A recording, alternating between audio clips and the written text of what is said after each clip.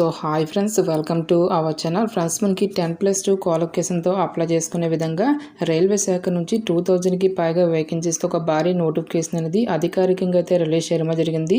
ఈ యొక్క పోస్టులకి ఎటువంటి ఎగ్జామినేషన్స్ అంటూ కూడా ఏమి కూడా కండక్ట్ అయితే చేయరు గైస్. డైరెక్ట్గా మీకు సర్టిఫికేట్స్ అనేవి వెరిఫై చేసి ఈ యొక్క వేకెన్సీస్కి ఎంపిక అయితే చేయడం జరుగుతుంది. ఎటువంటి ఎక్స్పీరియన్స్ అంటూ కూడా ఏమి కూడా ఉండాల్సినటువంటి అవసరం అయితే లేదు గైస్. ఈ విధంగా ఈ యొక్క నోటిఫికేషన్కి సంబంధించి కంప్లీట్ డీటెయిల్స్తో పాటు అప్లికేషన్ ప్రాసెస్ అనేది కూడా చెప్తాను కాబట్టి స్కిప్ చేయకుండా ఎండ్ వరకు చూసి అప్లికేషన్స్ అయితే సబ్మిట్ అయితే చేసుకోండి. ఫస్ట్ టైం మన ఛానల్ని విజిట్ చేస్తున్నా కనుక సబ్స్క్రైబ్ అయితే చేసుకోండి. అదేవిధంగా పక్కనే వస్తే బెల్ ఐకాన్ కూడా యాక్టివేట్ చేసి పెట్టుకోండి ఫ్రెండ్స్. మీరు ఇచ్చేటువంటి లైక్స్ అలా ఎంకరేజింగ్ అండ్ మోటివేషన్గా ఉంటాయి కాబట్టి సో ప్రతి ఒక్కరు కూడా వీడియోని లైక్ చేసి మీ ఫ్రెండ్స్ అండ్ ఫ్యామిలీ మెంబర్స్కి అయితే షేర్ చేయండి friends. Okay, let's start the video. Friends, ఈ యొక్క పోస్టులకి సంబంధించి ఇంపార్టెంట్ డేట్స్ విషయానికి వచ్చేట్లయితే కనుక సో మనకి జూలై 20 నుంచి కూడా అప్లికేషన్ ప్రాసెస్ అనేది స్టార్ట్ కావడం జరిగింది.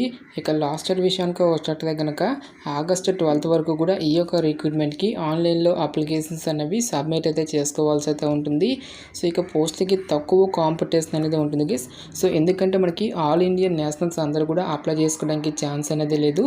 సో ఇక్కడ ఇచ్చేటువంటి యొక్క పర్టికులర్ స్టేట్స్ వారు ఎవరైతే ఉంటారో ఆ యొక్క క్యాండిడేట్స్ మాత్రమే ఈ యొక్క జాబ్స్కి అప్లై చేసుకోవాల్సి అయితే ఉంటుంది. సో తమిళనాడు, పుదుచ్చేరి, కేరళ, అండమాన్ అండ్ నికోబార్, లక్షద్వీప్ ఐలాండ్స్తో పాటు ఆంధ్రప్రదేశ్కి సంబంధించి ఎస్పీఎస్ఆర్, నెల్లూరు అండ్ చిత్తూరు అనేటువంటి ఈ యొక్క లొకేషన్స్తో పాటు కర్ణాటకకి సంబంధించి దక్షిణ కన్నడానికి చెందినటువంటి క్యాండిడేట్స్ మాత్రమే ఈ యొక్క జాబ్స్కి అప్లై చేసుకోవాల్సి అయితే ఉంటుంది. సో మనకి ఈ యొక్క నోటిఫికేషన్ ద్వారా ఫ్రెషర్స్తో పాటు ఐటీఐ చేసినటువంటి క్యాండిడేట్స్కి కూడా అప్లికేషన్స్ అనేవి సబ్మిట్ చేసుకోవడానికి ఛాన్స్ అనేది కల్పిస్తూ ఉన్నారు. ఫ్రెషర్స్కి సంబంధించిన డీటెయిల్స్ కనుక చూసుకున్నట్లయితే కనుక సో ఫిట్టర్ విభాగంలో ఉన్నటువంటి ఈ యొక్క పోస్టులతో పాటు వెల్డర్ విభాగంలో ఉన్నటువంటి పోస్టులకి మీరు 10th క్లాస్ అనేది పాస్ అయితే సరిపోతుంది గైస్.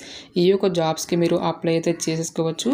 నెక్స్ట్ మనకి మెడికల్ ల్యాబొరేటరీ టెక్నీషియన్ పోస్ట్కి వచ్చేసరికి ఎవరైతే ఇంటర్మీడియట్ అనేది పాస్ అయినటువంటి క్యాండిడేట్స్ ఉంటారో ఆ యొక్క క్యాండిడేట్స్ మాత్రమే ఈ యొక్క జాబ్స్కి అప్లై చేసుకోవాల్సి అయితే ఉంటుంది.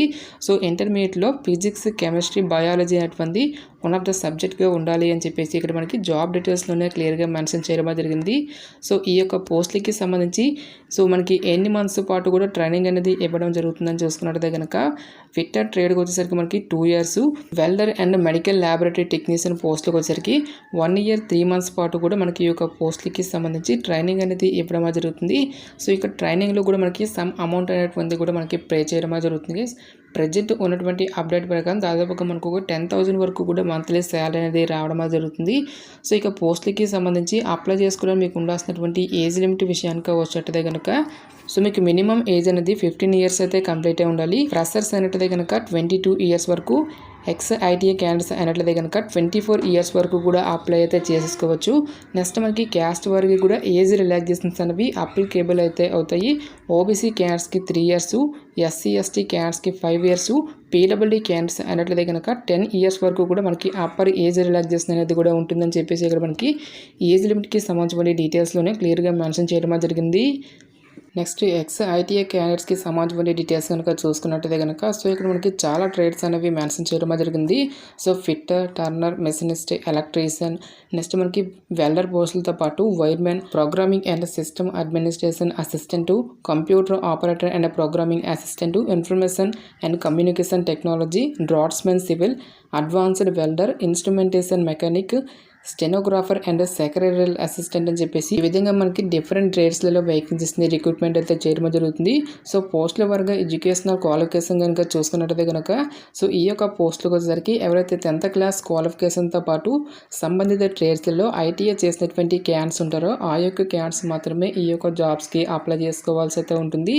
సో ఇక పోస్టులు అన్నిటికీ కూడా మనకి 1 year పాటు కూడా మనకి ఈ యొక్క ట్రైనింగ్ అనేది ఇవ్వడం అయితే జరుగుతుంది గైస్. సో సెలక్షన్ ప్రాసెస్ అనేది ఏ విధంగా ఉంటుందని చూసుకున్నట్టయితే కనుక ఎటువంటి స్కిల్ టెస్ట్లు కానీ ఎటువంటి ఇంటర్వ్యూస్ అంటూ కూడా ఏమి కూడా కండక్ట్ అయితే చేయరు గైస్. సో ఎవరైతే ఇక రిక్రూట్మెంట్కి ఆన్లైన్లో అప్లికేషన్స్ అనేవి సబ్మిట్ చేసినటువంటి క్యాండిడేట్స్ నుంచి అప్లికేషన్స్ని షార్ట్ లిస్ట్ చేసి ఒక మెరిట్ లిస్ట్ అనేది ప్రిపేర్ అయితే చేయడం జరుగుతుంది. సో ఇక మెరిట్ లిస్ట్ అనేది మీ యొక్క 10th class క్వాలిఫికేషన్తో పాటు ఐటీఐలో వచ్చేటువంటి మార్క్స్ని పరిగణలోకి తీసుకొని అభ్యర్థులను అయితే షార్ట్ లిస్ట్ అయితే చేయడం జరుగుతుంది గైస్. ఇక షార్ట్ లిస్ట్ అనేటువంటి క్యాండిడేట్స్కి ఫర్దర్గా మనకి మెడికల్ ఫిజికల్ ఎగ్జామినేషన్ అనేది కండక్ట్ చేసేసి ఈ యొక్క వేకెన్సీస్కి ఎంపిక అయితే చేయడం జరుగుతుంది. ఎటువంటి ఇంటర్వ్యూస్ కానీ ఎటువంటి ఎక్స్పీరియన్స్ అంటూ కూడా మనకి ఏమి కూడా ఉండాల్సినటువంటి అవసరం అయితే లేదు గైస్. సో ఇక పోస్టులకి సంబంధించి అప్లికేషన్ ప్రాసెస్ విషయానికి వచ్చినట్లయితే కనుక ఓన్లీ ఆన్లైన్లోనే అప్లై చేసుకోవాల్సి అయితే ఉంటుంది.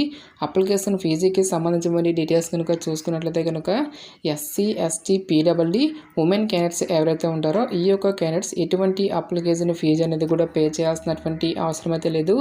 ఈ యొక్క క్యాండిడేట్స్ అందరూ కూడా ఫ్రీగా అయితే అప్లై అయితే చేసుకోవచ్చు గైస్. సో రిమైనింగ్ కేటగిరీకి చెందినటువంటి క్యాండిడేట్స్ అందరూ కూడా 100 రూపీస్ అప్లికేషన్ ఫీజు అనేటువంటి దాన్ని ఆన్లైన్లో పే చేయాల్సి అయితే ఉంటుంది.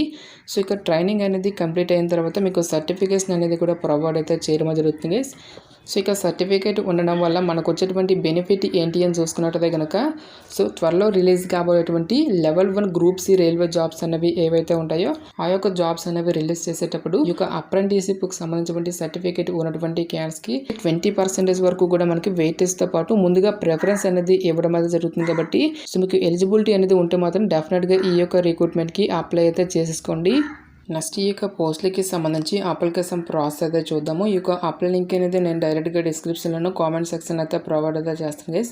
ఈ యొక్క అప్లై లింక్ మీద క్లిక్ చేసిన తర్వాత ఇంటర్ఫేస్ అనేది ఈ విధంగా రావడం జరుగుతుంది. సో ఈ యొక్క వెబ్సైట్లో మీకు అకౌంట్ అనేది ఉన్నట్లయితే కనుక డైరెక్ట్గా మీరు లాగిన్ అయితే అవ్వాల్సి అయితే ఉంటుంది. సో ఈ వెబ్సైట్లో మీకు అకౌంట్ అనేది లేనట్లయితే కనుక ఇక్కడ మనకి రిజిస్టర్ అని చెప్పేసి ఇవ్వడం జరిగింది. సో ఈ యొక్క దానిపై మీరైతే క్లిక్ అయితే చేయండి గైస్.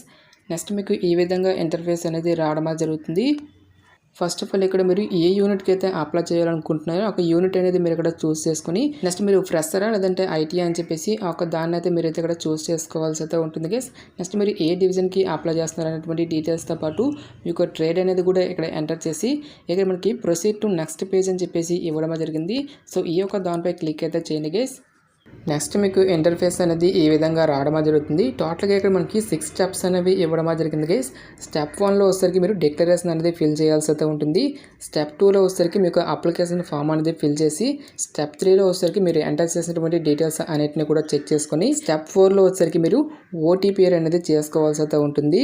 నెక్స్ట్ స్టెప్ 5లో వచ్చేసరికి పేమెంట్ అనేది చేసి ఈ విధంగా మనం ఈ యొక్క రిక్రూట్మెంట్కి అప్లికేషన్స్ అనేవి ఆన్లైన్లో సబ్మిట్ అయితే చేసుకోవాల్సి అయితే ఉంటుంది.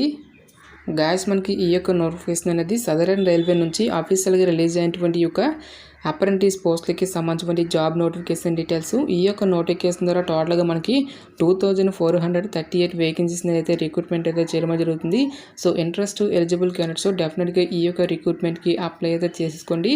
ఇక నోటిఫికేషన్కి సంబంధించిన లింక్స్ అన్నిటిని కూడా వీడియో డిస్క్రిప్షన్లోనూ కామెంట్ సెక్షన్లో అయితే ప్రొవైడ్ అయితే చేస్తాను గైస్. ఇంకా ఈ యొక్క నోటిఫికేషన్కి సంబంధించి మీకు ఎటువంటి డౌట్స్ వచ్చినా సరే నాకు కామెంట్ సెక్షన్లో కామెంట్ అయితే చేయండి. ఇటువంటి మరిన్ని జాబ్ అప్డేట్స్ కోసం మన ఛానల్ని సబ్స్క్రైబ్ చేసుకుని బెల్ ఐకాన్ కూడా యాక్టివేట్ చేసి పెట్టుకోండి. సో ఇది ఫ్రెండ్స్ ఇవాల్టి వీడియో. రేపు మరొక మంచి జాబ్ అప్డేట్తో మళ్ళీ మీ ముందుకు రావడం జరుగుతుంది. Thanks for watching. Have a nice day.